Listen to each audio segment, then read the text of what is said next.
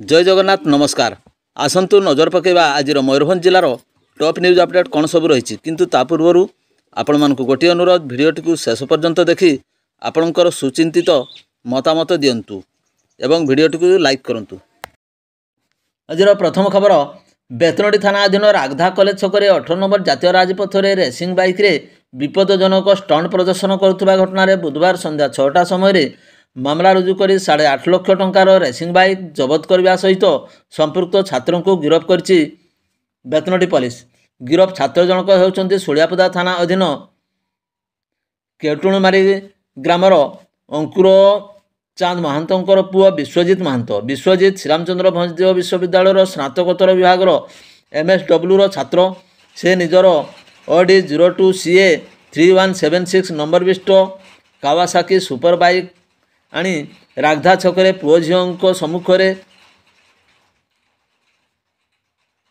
18 number जातीय राजपथ उपरे विपदजनक स्टांट प्रदर्शन करथिले।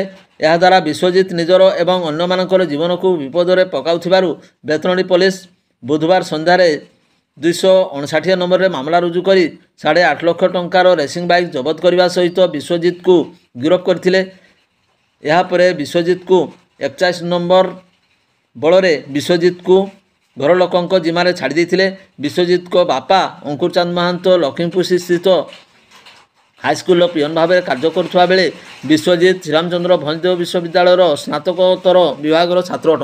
परवर्ती खबर बसिंगा माणती रास्तार बेणापुरा ठारे चिकेन काटिंग दुकान में पशिगला द्रुतगामी बाइक जड़े मृत 2 जन गुरुतर।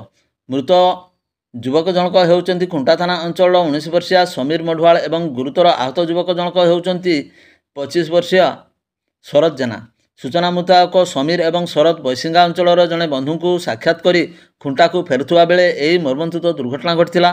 प्रत्यक्षदर्शी सूचना मुताबक बाइक चालक समीर अत्यंत द्रुत गति बाइक चलाई जाउथुवा बेले बाइक उपरू निजर नियंत्रण हराई बसिबारु भारसाम्य हराई रास्ता पार्श्व थिबा एक चिकेन कटिंग दुकान भितर पशि जाई एक्सीडेंट होता।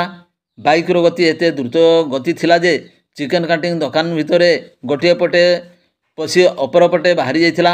संगे संगे स्थानीय लोक माने उभय को उद्धार करथिबा बेले घटनास्थल ही समीरकर मृत्यु घटिला।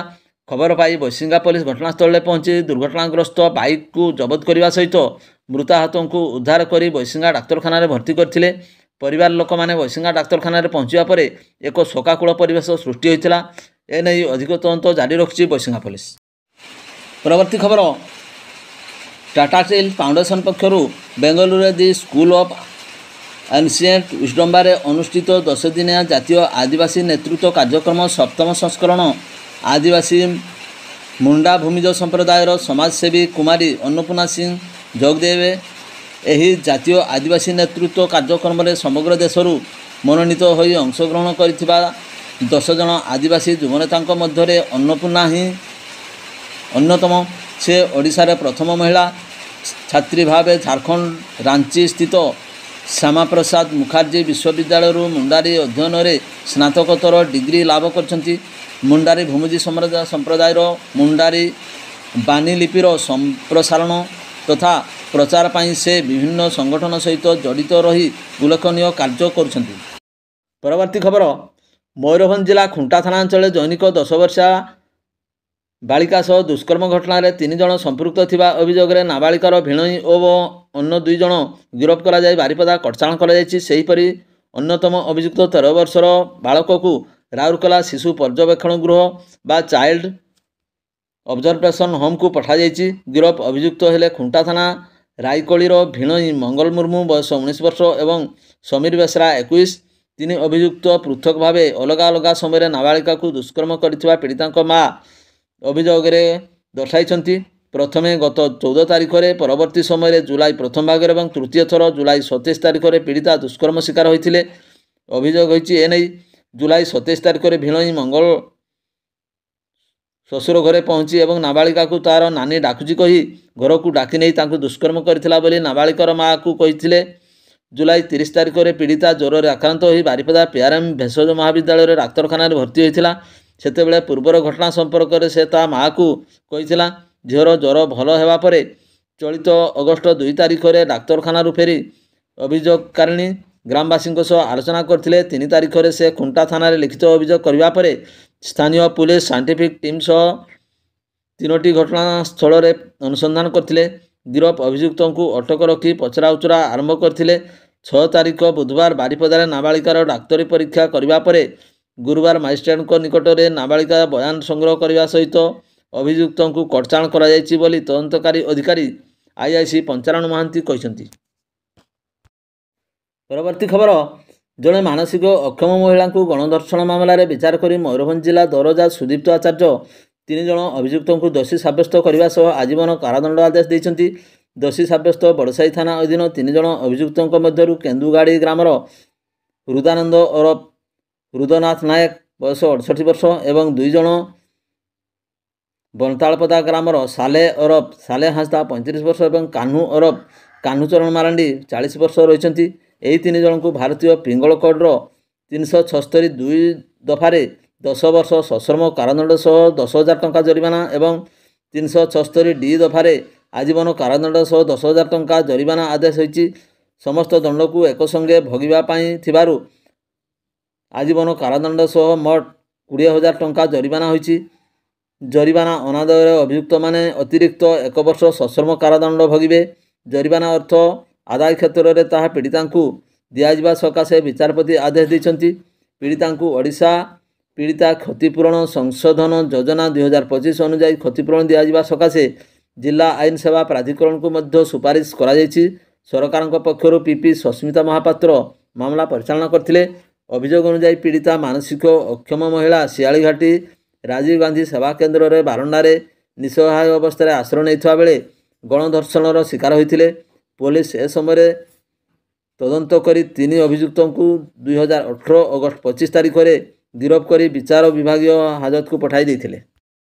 ପରବର୍ତ୍ତୀ ଖବର, ବଡ଼ଜାମଣି ଫାଣ୍ଡି ଅଧୀନ 12 ମାଇଲ ମୋହନପୁର କେନାଲ ରାସ୍ତାରେ ଇଦରଠାରେ ହୋଇଥିବା ସ୍କୁଟି ଚୋରି ଘଟଣାରେ ବାରିପଦା ଷ୍ଟେସନ ବଜାର ରେଳ ଷ୍ଟେସନ ନିକଟରୁ ଚୋରି ହୋଇଥିବା ସ୍କୁଟିକୁ ଜବତ କରିବା ସହିତ ଅଭିଯୁକ୍ତକୁ ଗିରଫ କରି ଗୁରୁବାର କଟଚାଣ କରାଯାଇଛି। ଏତଲାକାରୀ ଡାକୋଇ ଗ୍ରାମର ଚୈତନ୍ୟ ମୁର୍ମୁଙ୍କ ପତ୍ନୀ ଲକ୍ଷ୍ମୀ ମୁର୍ମୁଙ୍କ ଅଭିଯୋଗ ଆଧାରରେ ମାମଲା ରୁଜୁ କରି ପୁଲିସ ଘଟଣାର ତଦନ୍ତ ଜାରି ରଖିଥିବା ବେଳେ ବିଶେଷ ସୂଚନା ପାଇ ଚଢ଼ାଉ କରି ବାରିପଦା ରେଳ ଷ୍ଟେସନରୁ ଅଭିଯୁକ୍ତ 12 ମାଇଲ ସ୍ଥିତ ପଚାଖୋଳି ଗ୍ରାମର ରବୀନ୍ଦ୍ର ବେହେରାର ପୁଅ ରୋହିତ ବେହେରା ବୟସ 18 ବର୍ଷଙ୍କୁ ଗିରଫ କରିଥିଲା। ଏଥିସହ ଚୋରି ହୋଇଥିବା ସ୍କୁଟିକୁ ତା ନିକଟରୁ ଜବତ କରି ବେତନଟୀ ଥାନାକୁ ଆଣିଥିଲା। ଗୁରୁବାର କଟଚାଣ କରାଯାଇଥିବା ଜଣାଯାଇଛି ଏବଂ ସେଠାରେ ଜାମିନ ନାମଞ୍ଜୁର ହେବାରୁ ବିଚାର ବିଭାଗୀୟ ହାଜତକୁ ପଠାଇ ଦିଆଯାଇଛି। ପରବର୍ତ୍ତୀ ଖବର, ମୟୂରଭଞ୍ଜ ଜିଲ୍ଲା ଜାମଦା ବ୍ଲକ ଧନପୁର ପ୍ରାଥମିକ ବିଦ୍ୟାଳୟରେ ୟୁଏସ୍ଆଇ ସଂଗଠନ ପକ୍ଷରୁ ରାଜ୍ୟ ସଂଯୋଜକ ପ୍ରସନ୍ନ କୁମାର ଶତପଥୀଙ୍କ ଅଧ୍ୟକ୍ଷତାରେ ଚାରା ରୋପଣ ଏବଂ 10 ଜଣ ଶିଶୁଙ୍କୁ ବର୍ଣ୍ଣବୋଧ ବଣ୍ଟନ କରାଯାଇଥିଲା।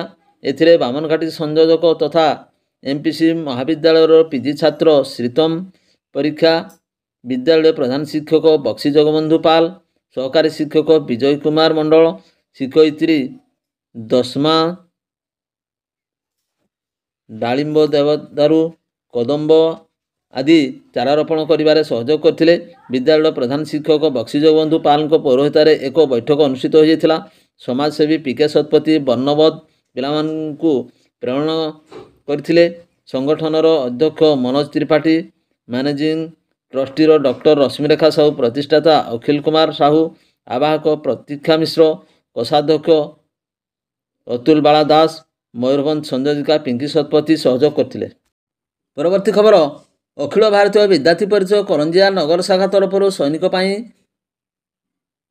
ରାକ୍ଷୀଟିଏ କାର୍ଯ୍ୟକ୍ରମ କରଞ୍ଜିଆ ସ୍ୱୟଂଶାସିତ ମହାବିଦ୍ୟାଳୟ ଏବଂ ରଘୁନାଥ ମହାବିଦ୍ୟାଳୟଠାରେ ଅନୁଷ୍ଠିତ ହୋଇଯାଇଛି।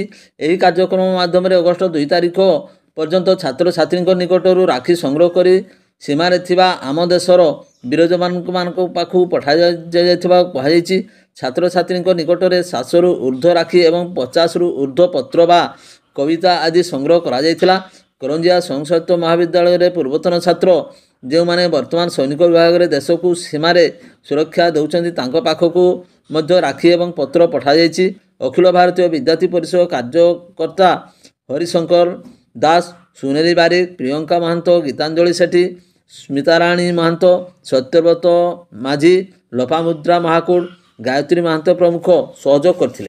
ପରବର୍ତ୍ତୀ ଖବର, କପ୍ତିପଦା ବ୍ଲକ ଜଡ଼ିଦା ପଞ୍ଚାୟତର 14 ନମ୍ବର ୱାର୍ଡ ଠାକୁରା ସାହି ଗ୍ରାମରେ ପାନୀୟ ଜଳ, ରାସ୍ତା, ବିଦ୍ୟାଳୟ, ଅଙ୍ଗନବାଡ଼ି କେନ୍ଦ୍ର, ଜାହେରା ପୀଠର ଉନ୍ନତି, ବୟସ୍କ ବୃଦ୍ଧାଙ୍କର ଭତ୍ତା ଆଦି ସମସ୍ୟାକୁ ନେଇ ଗ୍ରାମବାସୀ କପ୍ତିପଦା ଶରତ ରାସ୍ତାରେ ଜଡ଼ିଦାଠାରେ ରାସ୍ତାରୋକ ଆନ୍ଦୋଳନ କରିବେ ବୋଲି ଗ୍ରାମବାସୀ ବିଡ଼ିଓଙ୍କୁ ଲିଖିତ ଭାବେ ଜଣାଇଛନ୍ତି। ଉକ୍ତ ଗ୍ରାମର ଭାଲୁହରୁଡ଼ା ପୋଖରୀଠାରୁ ଠାକୁରା ସାହି ରାସ୍ତା ଅତି ଦୟନୀୟ ଥିବାର ଅଭିଯୋଗ କରିଛନ୍ତି। ଏଥିସହିତ ଗ୍ରାମ ବିଦ୍ୟାଳୟ ସମ୍ପୂର୍ଣ୍ଣ କାର୍ଯ୍ୟ ପୂର୍ଣ୍ଣାଙ୍ଗ ନ ହେବାରୁ ଗ୍ରାମର ଛାତ୍ରଛାତ୍ରୀ ପାଠପଢ଼ାରେ ବ୍ୟାଘାତ ସୃଷ୍ଟି ହେଉଛି। ବିଗତ ଦିନରେ କିଛି ସମସ୍ୟାଗୁଡ଼ିକ ସମାଧାନ ଦିଗରେ ପ୍ରଶାସନ ଦୃଷ୍ଟି ଆକର୍ଷଣ କରାଯାଇଥିଲେ ମଧ୍ୟ କିଛି ସୁଫଳ ମିଳିପାରି ନାହିଁ। ଆସନ୍ତା 11 ତାରିଖ ରାସ୍ତାରୋକ ଆନ୍ଦୋଳନ କରିବେ ବୋଲି ଗ୍ରାମର ଦଶରଥ କିସ୍କୁ, ଦାକ୍ଷିଣ କିସ୍କୁ, ରୂପାଇ ମାଝୀ, ଛାକୁ କିସ୍କୁ, ପଦନ କିସ୍କୁ, ଫାଗୁ ମୁର୍ମୁଙ୍କ ସମେତ ବହୁ ଗ୍ରାମବାସୀ ଲିଖିତ ଅଭିଯୋଗ କରିଛନ୍ତି। ଭିଡ଼ିଓଟିକୁ ଶେଷ ପର୍ଯ୍ୟନ୍ତ ଦେଖିଥିବାରୁ ଆପଣଙ୍କୁ ଅଶେଷ ଧନ୍ୟବାଦ।